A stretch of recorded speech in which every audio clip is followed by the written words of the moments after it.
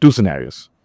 One is where you're playing an important team, and one where you're playing Pakistan. What is going on just before the match in the locker room, in the players' minds, and how are they viewing this differently, these two matches differently? I can tell you the tension in a Pakistan locker room. I've been fortunate to be in a locker room with the Indian cricket team during the World Cup when we played Pakistan at Centurion. And I've also was in the Indian football team when we played Pakistan as well. And I can tell you, you can cut the tension like a knife. That's how much of tension there is. And it's because we have amplified this up. This sports battle now seems to represent a battle between these two nations on every front. And it's so unfair. It's so unfair to the athlete. If whether it's Gukesh playing a chess match against a Pakistan or Neeraj Chopra losing to a Pakistan, but why do we bring in geopolitics with everything onto the sports field? The athletes are not thinking, and it's undue pressure. We are sabotaging their chance of winning because we're bringing in pressure that is unnecessary. Imagine every single day if you walk into your office and you have to make a pitch and someone tells you this is the most important pitch of your life because my great grandfather tried to do this and he lost to this guy here, and they give you a whole bunch of narratives that layer on there. You're gonna feel really deflated. Absolutely. And that's what we do every single time. So our athletes are exceptionally professional. They're professional in how they prepare. They're professional in how they think about it. We've got the best support staff. We've got a phenomenal selection team that's highlighting them. But I definitely feel that sometimes the narratives that we put out there don't help their cause. But does that also creep into the locker room to the It players, does- it or does- are the players like, "Hey, I'm playing a team"? No, we try not to let it creep into the locker room, but it's very difficult to not let it creep into the locker room. We're not speaking about it, but it's very difficult to leave the tension at the door Somewhere in the back when of their everybody's head, talking in the about back of their head, they know what they're when they enter the it. field. Why do they know? They know because we are making it a big deal. And what's really amazing is Pakistan could be 7th in the test ranking as Australia won, but it's viewed completely differently. Yeah. In a highly optimized team, okay, everyone is mutually accountable to each other. Right? So it's not me leading the team or you doing something. We are mutually accountable to each other. I would like for us as a sporting nation to see ourselves as one team, to see how administrators are mutually accountable to players, players are mutually accountable to media, media is mutually accountable to the team. We are one team.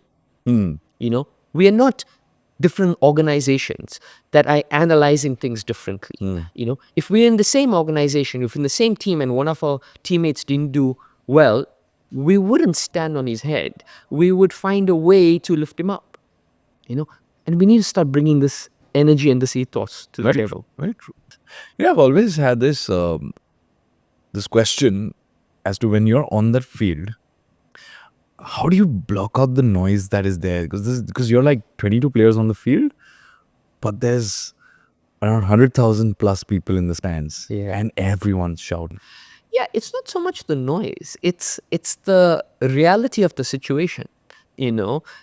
That is the noise. The noise is not the people. The noise is the noise in your own head that this may be a World Cup final, or this is an IPL qualifying game, or a playoff game, or there's only 6 runs in 2 balls. That's the noise. The noise is not what they're making. So noise is very, very relative to each of us. Some people can hone into a particular thing and that becomes the most important thing. Some people can completely block things off. So it's very relative to how our brain processes it. But for a professional athlete who's highly dialed into that moment, the noise is the reality of the situation and how we're going to deal with what comes next. It's not there. That's the least of their concerns.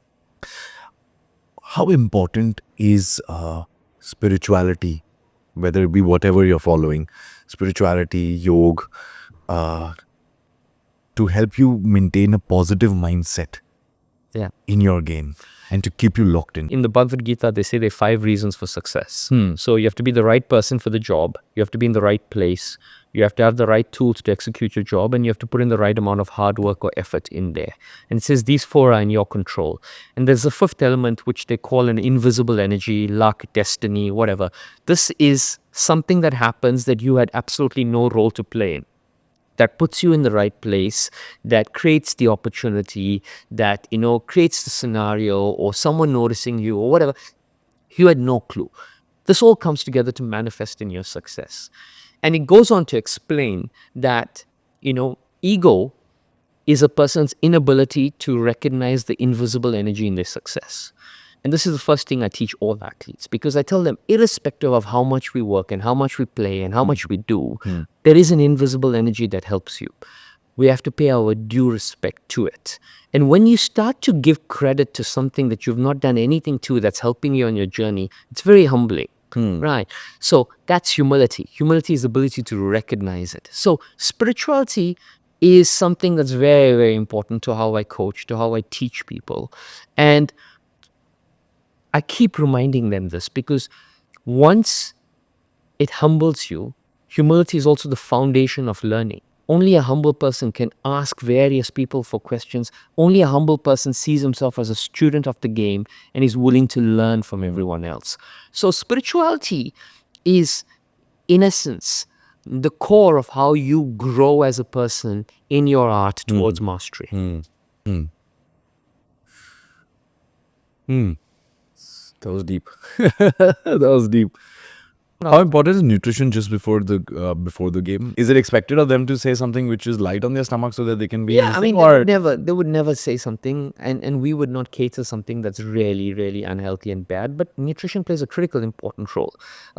Research has shown us that within 15 minutes of eating something, it starts to impact your neurobiology.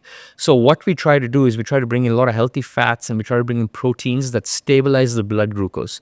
Because once you start to consume a lot of carbs, then you have a dopamine effect, and you'll need to crave a lot of it.